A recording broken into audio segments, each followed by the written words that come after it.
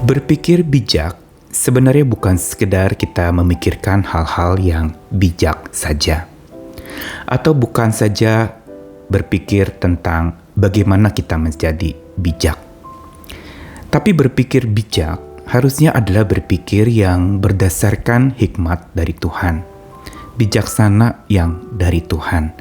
Di saat-saat serba genting dan penuh dengan pergumulan hidup, berpikir bijak sangatlah mutlak perlu untuk kita praktikkan senantiasa, supaya kita tidak disesatkan oleh berbagai macam upaya-upaya sekeliling kita yang dapat membuat kita menjadi ambil tindakan bodoh atau melakukan sesuatu tanpa berpikir panjang.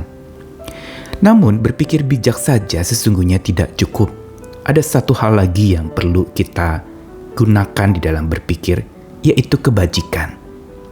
Berpikir kebajikan atau berpikir segala hal yang bajik, itu berarti berpikir segala sesuatu yang mendatangkan kebaikan, bahkan di tengah-tengah keburukan yang sedang kita alami.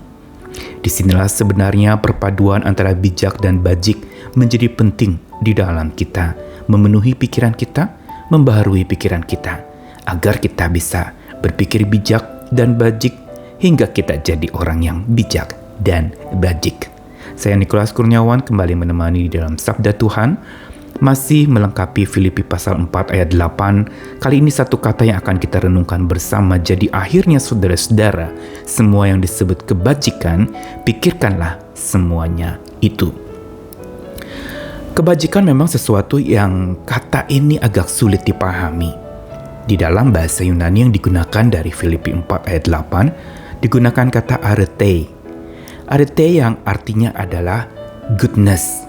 Sesuatu yang dilakukan itu dengan satu tindakan ketulusan. Atau definisinya juga arete itu bisa mengandung sebuah makna kebaikan moral yang dikerjakan.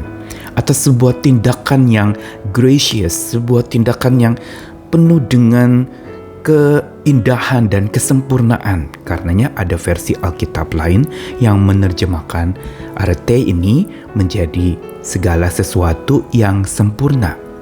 Tetapi sesungguhnya penekanan dan penegasan dari kata arete ini adalah sesuatu yang berkaitan justru dengan kebajikan. Apa itu kebajikan?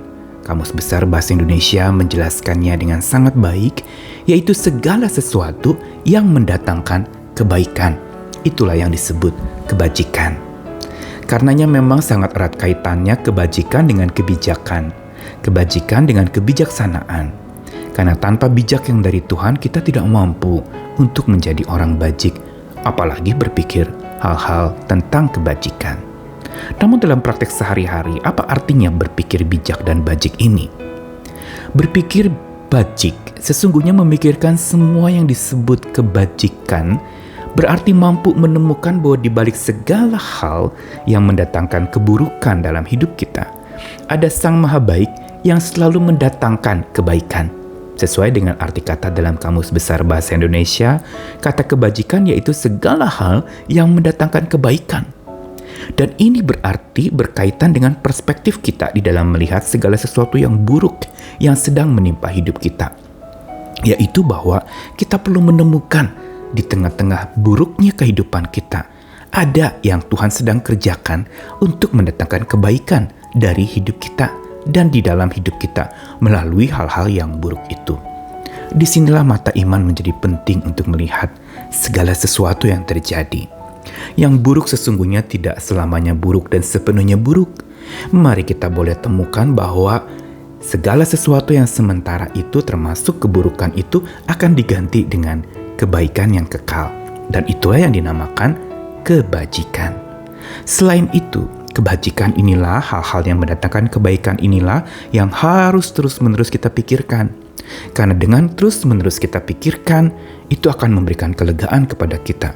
Dan bukankah kebaikan itu akan datang menghampiri kita terus karena kita selalu berpikir kebajikan. Berpikir bahwa segala yang buruk sekalipun itu akan mendatangkan kebaikan. Ada sesuatu pesan yang penting di tengah-tengah segala macam tekanan hidup yang sedang mendesak hidup kita. Ada satu kekuatan yang baru yang Tuhan berikan di tengah-tengah usangnya atau bosannya hidup kita. Dan di balik segala sesuatu perkabungan yang sedang kita hadapi atau alami, selalu ada cara Tuhan untuk mendatangkan kebaikan lewat masa-masa sulit dan susah itu. Masa-masa sedih dan perih itu. Tuhan akan selalu mendatangkan kebaikan itu. Karenanya berpikir bijak dan bajik semua bersumberkan kepada Sang Maha Baik dan Maha Bijak, yaitu Tuhan kita. Dan bila kita mampu untuk mendisiplin diri, memikirkan semua yang disebut kebajikan itu, maka kita akan mengalami hidup yang jadi lebih baik. Bahkan pribadi kita menjadi pribadi yang bijak dan bajik, serta menjadi pribadi yang baik. Tentu saja baik oleh kekuatan Maha Baik dari Tuhan. Selamat melakukannya, selamat berpikir bijak dan bajik. Tuhan selalu menyertai kita, makin membuat kita dewasa, makin membuat kita matang oleh kekuatan Dia yang sudah menang atas maut. Amin.